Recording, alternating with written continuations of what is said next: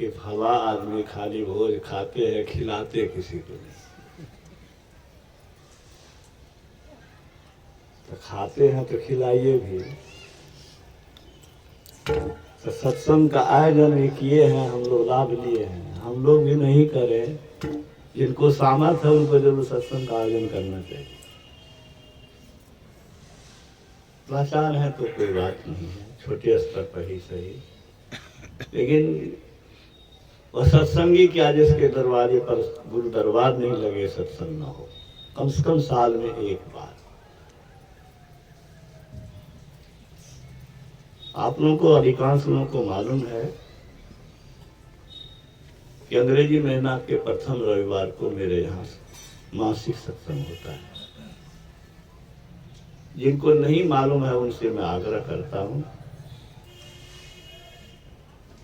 अपने स्वजन गुरु भाइयों के आग्रह पर मासिक सत्संग मेरे यहाँ होता है अंग्रेजी महीना का प्रथम रविवार। जनवरी में 5 जनवरी को है, उसके लिए सादर आमंत्रित हैं आप लोग। कृष्ण कुमार बाबू रविवार को कराएंगे आश्रम टिपिकल आश्रम। कॉलेजिएट स्कूल के बगल में जो सत्संग मंदिर है 15 तारीख को रविवार को, मैंने कल कृष्ण कुमार बाबू रिटायर्ड शिक्षक, कल अपराह्न काल में सत्संग वहाँ आयोजित है, उसके लिए भी आप लोग सादर आमंत्रित किए जाते हैं। एक निवेदन मैं जरूर करना चाहता हूँ, जो लोग दीक्षित है, ध्यान भजन करते हैं, वो तो अपने इस शरीर के बाद के जीवन के लिए मनुष्य शरीर का रिजर्वेशन करा लिए।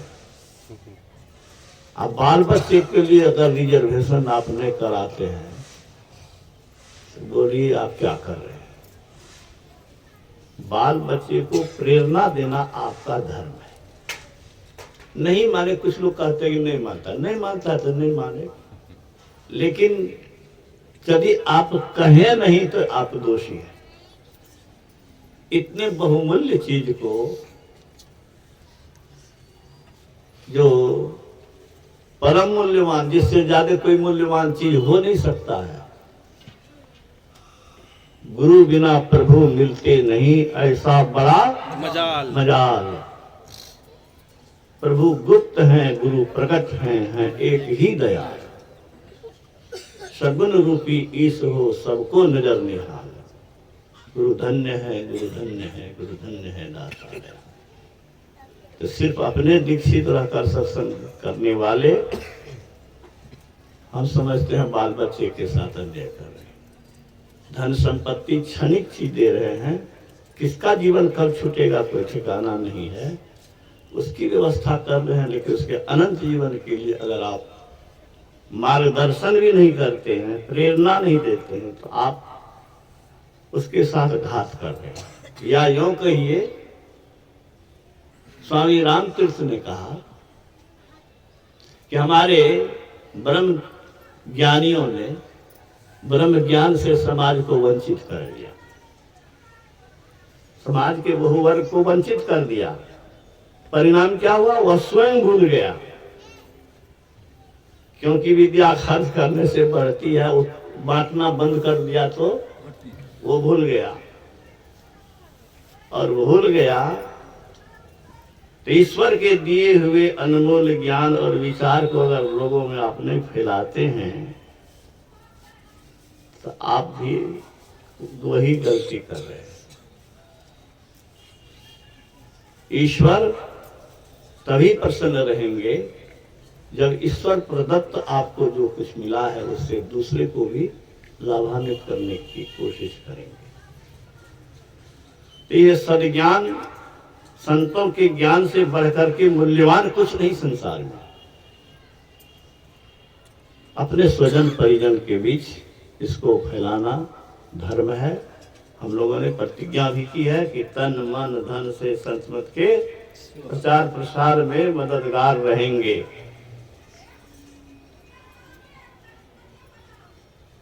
मैं बहुत बहुत धन्यवाद देता हूं संजय को,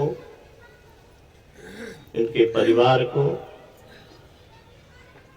इनके पिताश्री को तो आंख में आंसू जब कभी देखता था, अभी भी बड़े कोमल हृदय के।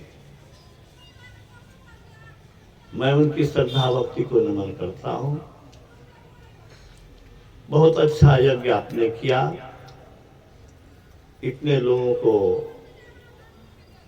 संत के ज्ञान गंगा में निमज्जित होकर अंतःकरण को पवित्र होने का सुअवसर दिया, पुण्य कमाने का सुअवसर दिया, इहलोक और परलोक को बनाने का मंत्र दिया गया।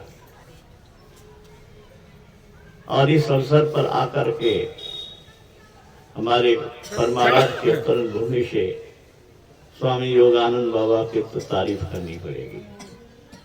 2 दिन का सत्संग, 2 दिन वाला प्रवचन सुन लिए ना, लगता है कि यहीं पर गुरु महाराज बोल रहे हैं।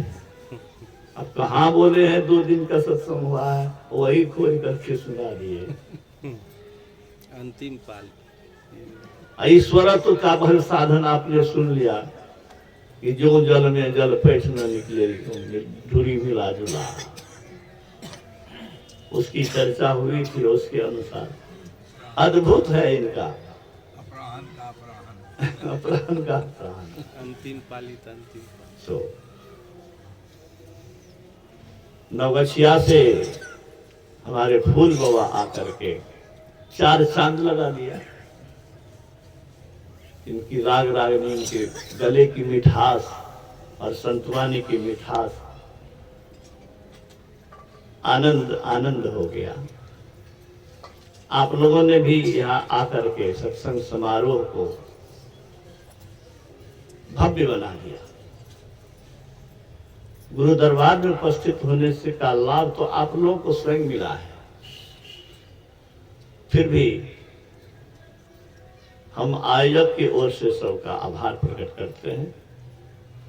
इनके आग्रह पर आप लोग आए और गुरु दरबार में सत्संग का ये भव्य आयोजन संपन्न हो रहा है।